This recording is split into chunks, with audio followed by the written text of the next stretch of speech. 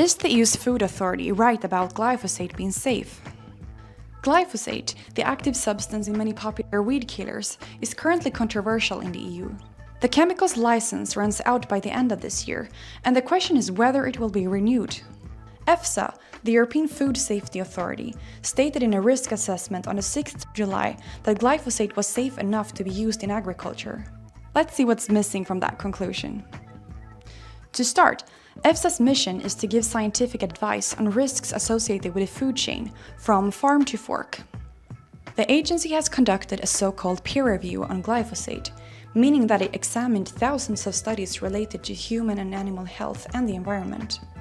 The extensive report will be presented to the European Commission and the Member States between the end of August and the middle of October this year. The aim is to facilitate their decision in October whether or not to renew the approval of glyphosate. The assessment found that the use of glyphosate in agriculture does not present critical areas of concern. However, EFSA acknowledges that there are some data gaps in the peer review. Firstly, risk assessments couldn't be finalized in 3 areas. One of the impurities in glyphosate that pollutes the environment, plants that grow in or near water, and human consumption of plants sprayed with glyphosate. In this last case, there wasn't enough data available on the amount of glyphosate residues in crops such as carrots, lettuce, or wheat. In other cases, the studies consulted by EFSA lacked information.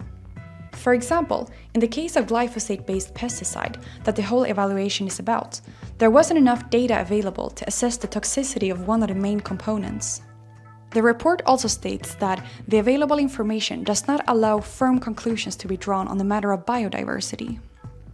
When looking at how the chemical ingredient affects the ecosystem, the peer review identified a serious long-term risk to mammals in 12 out of 23 proposed uses of glyphosate. The peer review took into account a conclusion by the European Chemicals Agency from 2022. This conclusion acknowledges that glyphosate can cause serious eye damage and is toxic to aquatic life. However, it states that glyphosate does not tend to cause cancer. The World Health Organization doesn't agree.